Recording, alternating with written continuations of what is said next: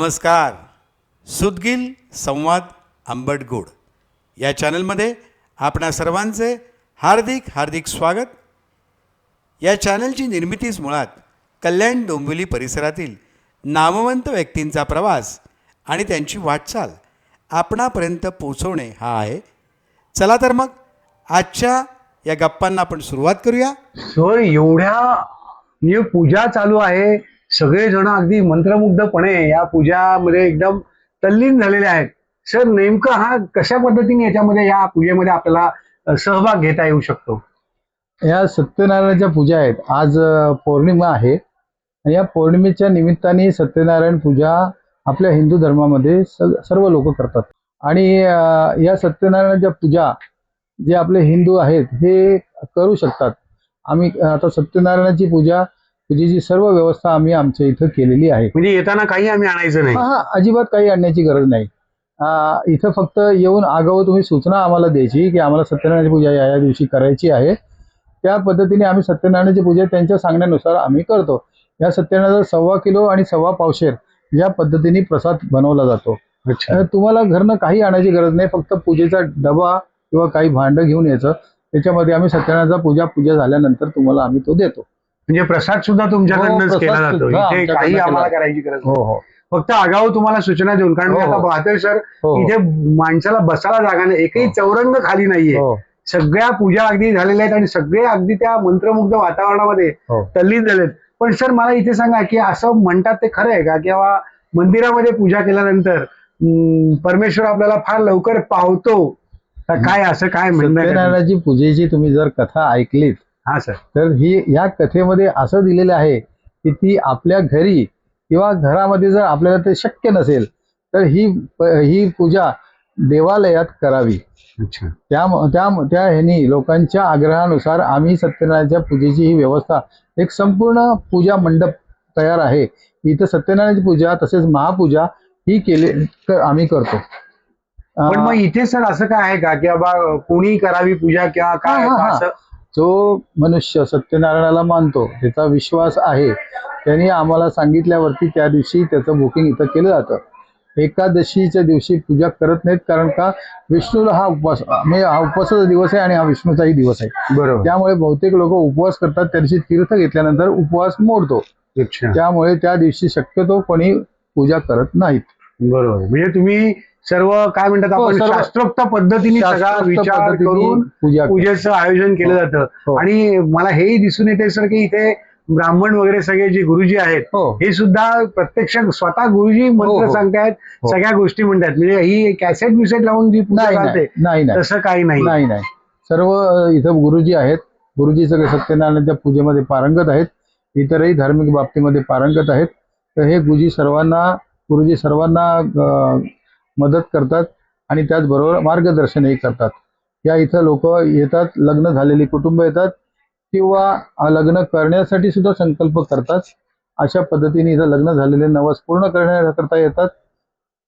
त्यांना मुलं कुटुंब वाढलं की इथं सहकुटुंब सहपरिवार येऊन पूजा करतात आणि धन्य पावतात. छानच सर, संकल्पना खूप सुंदर आहे. आणि इथे आता प्रत्यक्ष आम्ही बघतोय की इथे एकही चौरंग खाली नाहीये आणि इथे उभयाला सुद्धा जागा नाही. म्हणजे असं म्हणतात लोक की धार्मिकपणा कमी झालाय, तसं नाहीये. हिंदू संस्कृतीप्रमाणे जर पाहिलं सर तर आज खरोखर या पौर्णिमेच्या दिवशी आज एवढ्या प्रचंड प्रमाणामध्ये मोठ्या प्रमाणामध्ये पूजा होत आहेत. म्हणजे अजूनही लोक, धर्माला मानणारी लोक, हिंदू संस्कृती जपणारी लोक आपल्याला प्रत्यक्ष इथे दिसत आहेत, मला असं वाटतं.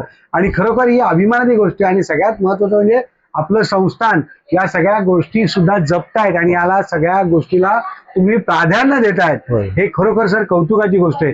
मला सांगा, एखाद्याचा वाढदिवस असेल तर त्या दिवशी सुद्धा आपल्याला पूजा वगैरे करता येऊ शकते? वाढदिवसाच्या दिवशी सुद्धा आपला वाढदिवस, आता आपल्याकडे बघा एक वाईट प्रथा आपल्याकडे जुळलेली आहे, ती म्हणजे केक आणा, केक कापा, सगळ्यांना केक भरवा. प्रत्यक्षात ही प्रथा आपली नाहीच आहे. बरोबर आहे सर. आपली प्रथा काय, एक तर ती देवा धर्माला जायचं किंवा कुठेतरी गरिबाला दान करायचं. तर त्यातली सगळ्यांना परवडणारी आणि सर्वांना एकत्र येऊन घेणारी हीच एक आहे की देवालयात जाऊन एखादी पूजा करावी. सत्यनारायण पूजा म्हणा किंवा गणपतीची महापूजा म्हणा. आम्ही तर संकल्पना अशी राबवतात, गणपतीची एक पंचोपचार महापूजा करायची आणि ज्याचा वाढदिवस आहे त्याचा सत्कार करायचा, त्याला प्रसाद द्यायचा, जेणेकरून त्याचा पुढचा जो हे आहे पुढचं जी वाटचाल आहे, पुढचं वर्ष, येणारं वर्ष आहे, त्याला सुखा समारंभाचे आणि भरभराटीचे जावं असे आम्ही आशीर्वाद देतो. खूपच छान संकल्पना आहे सर, खूप सुंदर. मला असं वाटतं आपण आता बाहेर जाऊया आणि या संकल्पनेबद्दल पण आपण नंतर चर्चा करूया सर. हो, हो. पण खरोखर सांगतो सर्व आमच्या सुद्गील संवाद आंबेडकरच्या श्रोत्यांना ही खरोखर बघण्यासारखी गोष्ट आहे ही. आणि जास्तीत जास्त लोकांनी या सभामंडपात येऊन, मंदिरात येऊन पूजा कराव्यात आणि आपलं जे हिंदुत्व जे आहे ते जपावं अशी मी अपेक्षा करतो. सर आपण छानसा आता बाहेर अजून आपल्या अशा गप्पा रंगत जातील, आपण बाहेर जाऊन अजून छानशा गप्पा मारूया सर. हे आपले RSS वाले. नमस्कार. नमस्कार. किती वर्षापासून इथे उद्योगधंदा करताय सर? साधारण 40-50 वर्ष झाले. मी वडिलांपासून सगळं करत आजोबा पिढी आमची. म्हणून मी काय म्हणते, कारण प्रत्येक दुकानावरती दुकान नंबर लिहिलंय, दुकान नंबर 3. आता या नवीन दुकानांना आम्हाला 20 वर्ष झाली. पण साधारण अशी किती दुकानं होती पूर्वीच्या काळी? 24 दुकानं होती. 24 पर्यंत. आणि आता किती असतील अंदाज? 60. म्हणजे 60 कुटुंब या बाप्पाच्या जीवावरती आपला उदरनिर्वाह करताय आणि येणाऱ्या भक्तगणाची सेवाही करताय. म्हणजे अगदी तुमचे पादत्राणे ठेवण्यापासून ते त्यांना ताट वगैरे सर्व देणं, नंतर झाल्यानंतर प्रसाद वगैरे बांधून देणं, या सगळ्या सुखसोयी. तुम्ही एकंदरीत काय सांगाल आमच्या बाप्पाबद्दल? बाप्पाने काय काय दिले तुम्हाला? म्हणजे सगळं शून्यापासून निर्माण झालं आम्हाला. अच्छा, शून्यातून हा, म्हणजे पंचक्रोशीमध्ये आमच्या गणपतीच्या मंदिरामुळे सर्व जे काय यांचे सत्य बघा की बाप्पांनी सगळं काही यांना दिलेलं आहे. आणि कोणत्याही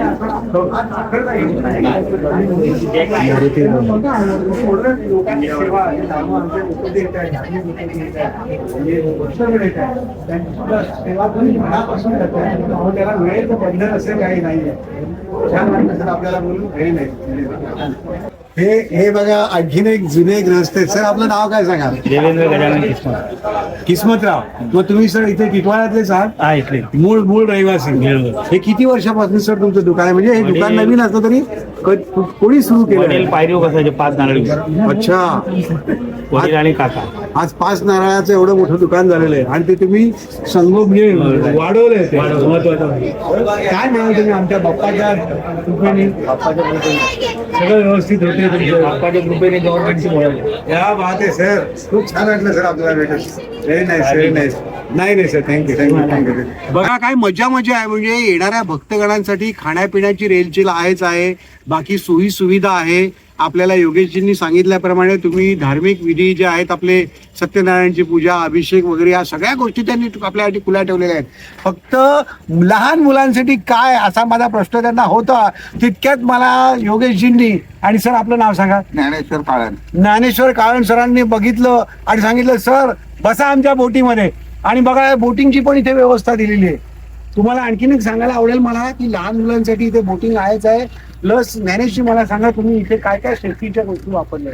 आम्ही जॅकेट देतो. हा, बोटिंग क्लबला चालवून आम्ही 40 रुपयात 2 राऊंड देतो. बापरे, एवढं स्वस्त आहे? हो, 40 रुपयात 2 राऊंड. वा. आणि बाकी तुमच्या बोटी वगैरे सगळ्या सुसज्ज आहेत, अत्याधुनिक सगळ्या मशिनरीचा वापर केलेला आहे. एकदम व्यवस्थित आहे सर. क्या बात आहे सर. आणि मला सांगायला आणखीन आवडेल की इथे आजूबाजूचा परिसर जो आहे, हा सगळा सर्कल तुम्हाला दिसत असेल गार्डन पूर्ण तर इथे सगळं गार्डन आहे. म्हणजे नुसत्या भक्तांचंच नाही पाहिलंय ट्रस्टनी किंवा मंदिरांनी, तर येणाऱ्या लहान बाळगोपाळांची सुद्धा इथे छानशी सोय केलेली आहे.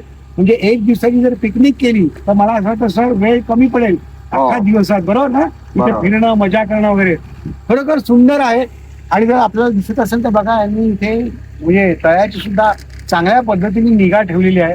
कुठेही असं मध्ये शेवाळं किंवा असा कचरा किंवा दिसत नाही. याची सर तुम्ही दैनंदिन साफसफाई करत हो, असता? साफसफाई करतो. अच्छा. मला वाटतं खरोखर एक अविस्मरणीय अशी आमच्या पिकनिक झाल्यासारखं आम्हाला समाधान मिळतंय. सर योगेशजी, मगाशी आपलं जे बोलणं होतं की तुम्ही वाढदिवसा संदर्भामध्ये काहीतरी नवीन योजना लागू करताय, त्या योजनेबद्दल आमच्या रसिकांना तुम्ही जर सांगितलं तर खूप बरं होईल सर. ही योजना अशी आहे की इथं जे भक्तगण येतात, हा, वाढदिवस हा वर्षभरातनं त्यांचा एकदाच येतो. बरोबर आहे. तर त्या वाढदिवसा दिवशी अत्यंत ते प्रसन्न अंतःकरणाने इथं येतात. त्या प्रसन्न अंतःकरणाने भक्तांना आशीर्वाद मिळावा, त्यांच्या पुढच्या आयुष्यासाठी गणेशाचा आशीर्वाद मिळून पुढचं आयुष्य, पुढच्या अपॉर्च्युनिटीज त्यांना काबीज करता याव्यात. बरोबर. आणि आशीर्वाद भगवंताचा कायम त्यांच्या सोबत राहावा, याकरता आम्ही एक छोटीशी पूजा, महापूजा आयोजित करत आहोत. त्याचबरोबर त्यांचा सत्कार करून त्यांना आशीर्वाद देऊन त्यांना पुढच्या आयुष्यासाठी शुभाशीर्वाद देऊन त्यांना उपकृत करत आहोत. मला सांगा सर, पण एखाद्या व्यक्तीला इथे जर का पर्सनली येता येत नसेल हा. तर, आणि जर समजा आता फॉर एक्झाम्पल माझी मुलगी आहे, तिला मुलगा आहे, त्याच्या नावाने जर का इथे अभिषेक करायचा आहे, ते आउट ऑफ इंडिया आहेत, तर अशा वेळेला सर आपल्याकडे ती योजना आहे का असं काही? हो आहे. आणि आमच्याकडे तुम्ही कोणाच्या नातेवाईकामार्फत किंवा आम्ही ऑनलाईनचा तुम्हाला लिंक देऊच, हा. त्या लिंक मार्फत तुम्ही अभिषेक इथं बुक करू शकता. अच्छा, पण त्या अभिषेकाचा प्रसाद? अभिषेकाचा प्रसाद तुम्हाला पोस्टाने घरी पोहोचवला जाईल. अच्छा, मला असंही ऐकायला आलेलं आहे सर की काही कंपनीज, काही ज्या संस्था आहेत त्या आपापल्या एम्प्लॉईजचा जो आहे वाढदिवसाच्या निमित्ताने आपल्याकडे देणग्या पाठवतात हो. Month wise. असं कानावर आहे सर माझ्या. एम्प्लॉईज नाही नुसते पाठवत, हा. परंतु जे जुने भक्त आहेत, हा. म्हणजे आम्ही लहान असल्यापासून इथं आहोत, आम्हाला वंशम परंपरा पद्धतीने हे सगळं मिळालेलं आहे. बरोबर. तर आम्ही बघतो, त्यांना ओळखतो. आता काही जण मोठे मोठे बिझनेसमॅन झालेत, एक्सपोर्टर झालेले आहेत, की जे लहानपणापासून ते सुद्धा आम्हाला पोस्टाने पाठवतात किंवा ऑनलाईन देणगी पाठवतात आणि त्यांचा आम्ही अभिषेक वगैरे करून त्यांना पाठवत असतो. घरपोच प्रसाद जातो. प्रसाद घरपोच त्यांना जातो. खूपच छान सर. मला एखादा असं काही तुमचा भक्तगणाचा अनुभव सांगा की हो, जो आहे. इथे सातत्याने येतो आहे. आणि त्याला श्री गणेशाने आपल्या आहे. भरभरून दिलेलं आहे. भरभरून दिलेलं आहे. म्हणजे तुम्हाला त्यांची सक्सेस स्टोरीज मी तुम्हाला सांगतो. सांगा सर. इथे एक लक्ष्मीकांत ठक्कर आणि एक छेडा म्हणून आहेत. अच्छा. तर हे दोघं भक्तगण दर मंगळवारी न चुकता यायचे. क्या बात. कितीही त्रास होत, कितीही काही होत, त्यांचा मंगळवार कधी चुकला नाही. रात्र झाली, रात्री उशिरा, पण गणपतीच्या दरवाज्यात डोकं टेकून जाणार. क्या बात. पण आणि त्यांनी कधी असं हे केलं नाही. भक्त असावे तर असे.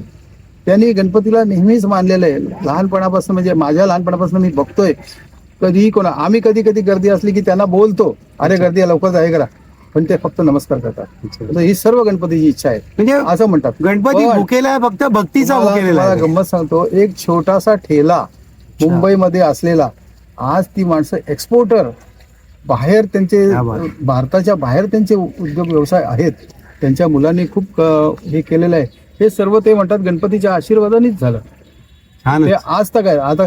आता त्यांच्यासाठी आम्ही आता ऑनलाईन, म्हणजे फेसबुक, आता कित्येक लोक अशी आहेत की बाहेर आहेत, त्यांना गणपतीची आरती, चतुर्थीला आम्ही आरती होते, मंगळवारी आरती होते, ह्या सगळ्या गोष्टी आम्ही फेसबुक लाईव्हच्या मार्फत सगळ्या देतो. हे मला वाटतं आमच्या रसिक स्टेशनसाठी खूप चांगली गोष्ट आहे सर, की चतुर्थी आणि अंगारिकेची आरती जर का घरबसल्या बघायला मिळत असेल, हो. म्हणजे खास करून मी म्हणेल आमच्या सुदगील संवाद आंबडगोडच्या जे काही ज्येष्ठ नागरिक आहे, हे सगळे आता चॅनल पाहतायत, तर यांच्यासाठी खरोखर एक चांगली संधी यांनी उपलब्ध करून दिली आहे.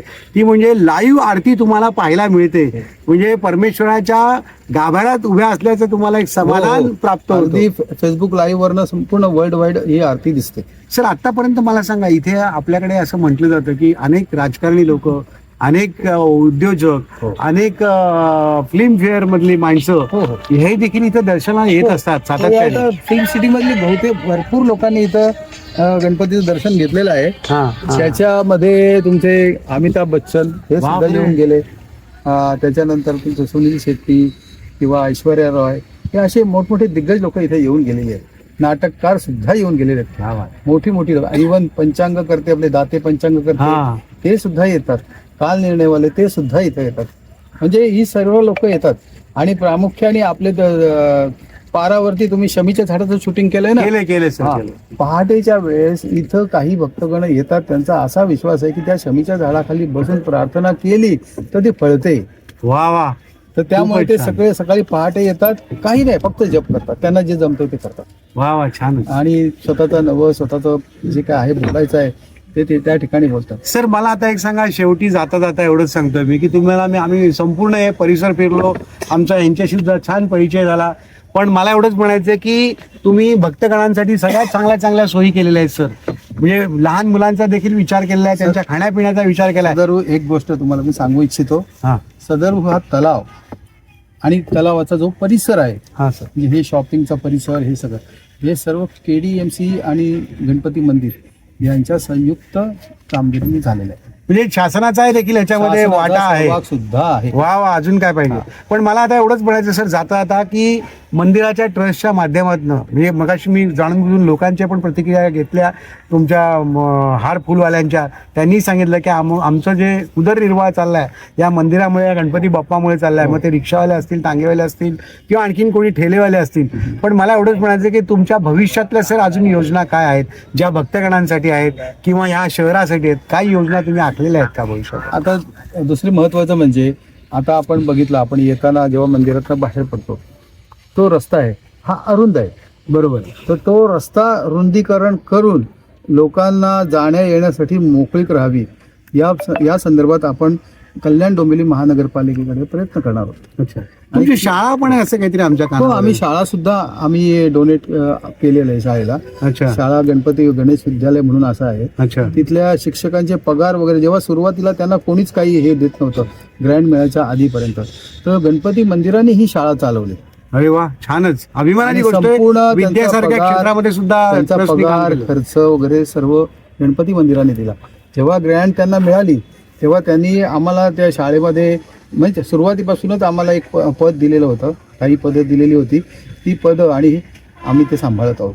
त्याचबरोबर गावातील पण काही नागरिक आहेत तर तेही शाळेच्या कमिटीवरती आहेत. अच्छा, ते सुद्धा सांभाळण्यास मदत म्हणजे करतात. सर्वांचा त्याच्यामध्ये सहकार्य आहे. सर्वांच्या कारण सहकार्याने एकमेका चालतं. सहाय्य करू अवघे धरू सुपंथ हो. हे म्हटले ते उगाच नाही. मला सांगा, वैद्यकीय सेवेबाबत पण आपण हो. गावासाठी खूप काही केलंय. गणपती मंदिराने महागणपती हॉस्पिटल या हिशोबाने म्हणजे या नावाने एक हॉस्पिटलला प्रमोट केलेलं आहे. क्या बात. क्रिएटिव्ह ग्रुप हा टिटवाळा मांडा टिटवाळा येथील जो प्रसिद्ध ग्रुप आहे तो हा हॉस्पिटलचा प्रकल्प सांभाळतो. छान. गणपती मंदिराने भरपूर डोनेशन दिलेलं म्हणजे तुम्ही आहे. अशा विविध इमारत उभारण्यात डोनेशन दिलेलं आहे. अच्छा. त्याचबरोबर काही सामाजिक जे क्लब आहेत, लॉयन्स क्लब आहेत, आपला रोटरी क्लब आहेत, यांनी सुद्धा डोनेशन दिलेले आहेत. तिथे डायलिसिसची सुविधा सुद्धा उपलब्ध आहे. क्या बात. ऑपरेशन थिएटर आहे, सुसज्ज असं ICUs आहेत वा वा खूप. आणि हे हिंदुजा हॉस्पिटलशी संलग्न पण आहे. वा वा. म्हणजे जर काही मोठ्या डिसिजन घ्यायच्या झाल्या तर हिंदुजा हॉस्पिटलची लोक इथं आपल्याला मदत करतात. छानच. मला असं वाटतं खरोखर टिटवाळा मंदिर देवस्थान जे आहे त्यांनी नागरिकांसाठी, इथल्या त्याचप्रमाणे भक्तगणांसाठी, आमच्या बाळगोपाळांसाठी खूप काही चांगल्या सोयीसुविधा केल्या आहेत. आम्ही आता बाप्पाच्या चरणी एवढीच प्रार्थना करू की आमचे जे जोशी बंधू जे आहेत त्यांनी असंच अखंडपणे या सर्व भक्तगणांची सेवा करावी. त्याचप्रमाणे आमचे मित्र आहेत यांनी देखील अशा नवीन योजना सर तुम्ही इथे राबवाव्या आणि येणाऱ्या लोकांना अगदी तृप्त करून टिटवाळ्यातनं भरभरून प्रेम घेऊन जावं, हीच या गणपतीच्या चरणी आम्ही प्रार्थना करतो. आणि धन्यवाद सर, आपण खूप काही वेळ दिला आम्हाला. आज सकाळपासून तुम्ही सहजतेने भेटलात आम्हाला आणि खूप काही बोललात आमच्या श्रोत्यांशी देखील. त्यामुळे मी या सुदगील संवाद आंबडगोड या चॅनलच्या वतीने सर मी आपले आभार मानतो. आम्ही पण धन्यवाद सर. चॅनलचे आभार मानत आहोत. आमच्याकडून जितकी माहिती आपल्याला देता आली, आमचे सर्व जोशी कुटुंबियांतर्फे मला जे त्यांनी नेमलेलं आहे त्या जोशी कुटुंबियांचे पण आभार आहेत आणि आंबटगोडे यांचे पण आभार आहेत. धन्यवाद. असाच प्रेम आणि लोभ असावा आणि अशीच आपल्याकडून चांगली माहिती लोकांपर्यंत पोहोचावी ही विनंती. धन्यवाद सर.